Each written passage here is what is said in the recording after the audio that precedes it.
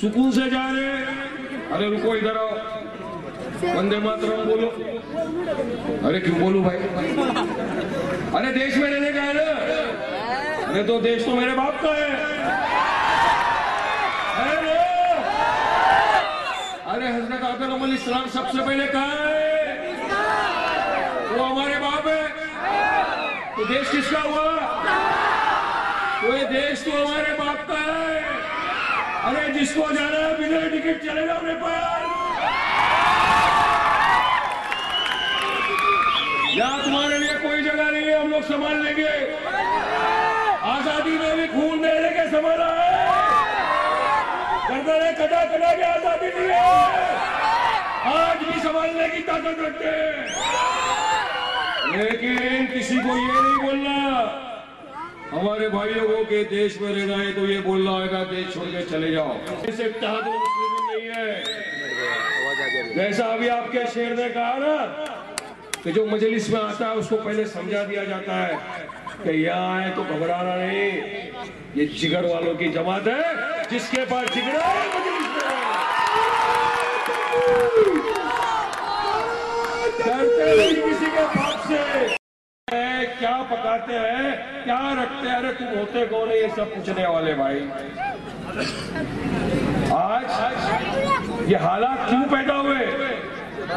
क्यों इस तरह से इनकी दादागिरी बढ़ती जा रही है? क्यों आए दिन एक दूसरे को मारा जा रहा है रस्तों पे?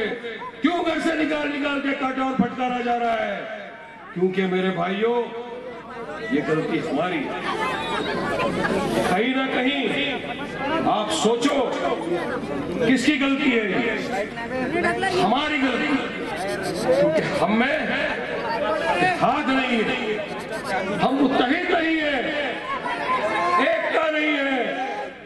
अगर हम एक हो गए जिस दिन, इंशाअल्लाह किसी की ताकत नहीं है, किसी की मां नहीं जली जो अखलाक को घर से निकाल के मार सके, किसी की मां नहीं जली जो वारिस पठान को असेंबली के बाहर खड़े होकर ये बोल सके कि देश में रहना हो तो ये कहना होगा। किसी में ताकत नहीं।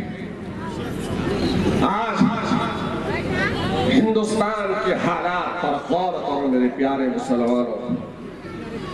ये सरजमीन को तुम्हारे खून से लाल किया जा रहा है। वजह सिर्फ यही है कि तुम मुसलमान हो, तुम कलमा को हो, तुम रसूलुल्लाह के मानने वाले।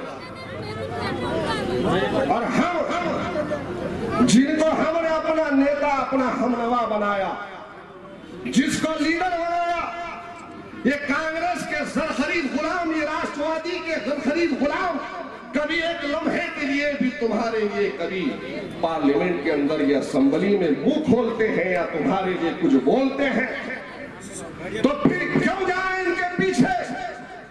आज मैं इस बात को खुल कर कह रहा हूं कि अल्लाह की तरफ से मजलिस इत्तेहाद मुस्लिमीन हिंदुस्तान के मुसलमानों के लिए एक नेमत बनकर आई है। इस नेमत को कबूल करो मुसलमानों। आज तक तुम्हारा कोई लीडर नहीं था, आज तक तुम्हारे लिए कोई चीखने वाला नहीं था, आज तक तुम्हारे लिए पुकारने वाला नहीं था। तुम्हारा खत्म होता है गुजरात में तो कौन जाता है? तुम आसाम में बुलडोज के जुल्म से मरते हो। निहत्ते मुसलमानों को AK-47 और हथियार देकर वहां पर कत्ल किया गया। उस रमजान में कौन पहुंचा? तहरीक की सड़कों पर तुम्हारा खून बहा तो कौन गया?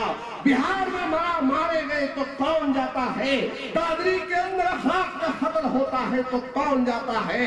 जुनैद के लिए आवाज कौन उठाता है? इसी महाराष्ट्र के मारे गांव में बम धमाकों के नाम पर मुसलमानों को, बेखजूर मुसलमानों को उठाकर जेल में डाला गया। कौन आया मेरे भाई? कौन आया? कब समझेंगे हम? और ऐसे आदत को दुनिया ने तस्लीम किया। आज तमाम के तमाम फिरका परस्त इस बात को कबूल कर रहे हैं कि हाँ, अगर कोई हमसे मुसलमानों के लिए लड़ने वाला है, ललकारने वाला है, तो 6203 वैसी साहब तुम राम मंदिर के फैसले को कोर्ट से हटकर खुद करने की बात करो। तुम कहो मुसलमान दहशतगर्द है और सिर्फ हम सुनते रहे। हम सुनते रहे खाली। वो दिन दूर है, वो दिन चले गए। दीजिए ये चौहान, ये पाटिल, ये धोती वालों के पीछे मुसलमान था, शेरवानी वालों के पीछे है। ये थे वारिस पठान और सैयद मोइन जो नांदेड़ शहर में मुनक़्क़िदा जलसे हालात हाज़िरा से ख़िताब कर रहे थे। मजलिस इत्तेहादुल मुस्लिमीन का ये शहर नांदेड़ में चौथा जलसा था जो हज़रत पीर बुरहान नगर इलाक़े में मुनक़्क़द हुआ।